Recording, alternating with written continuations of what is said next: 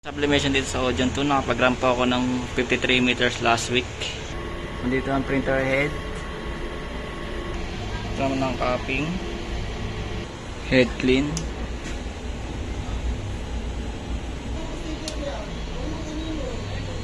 Console check.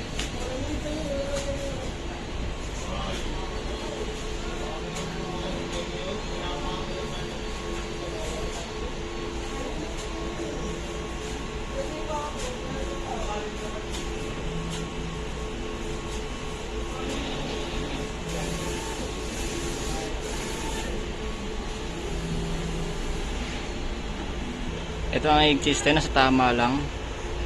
Nandito pa ang stocks ng ink. Ito naman ang waste tank at ABR. Ang waste tank ay nalinis last week. Ito naman ang daily workload.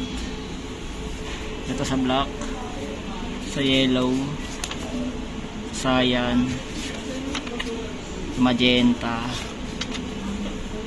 fluorescent pink, light magenta, fluorescent yellow, light cyan. Ito naman ang daily checklist.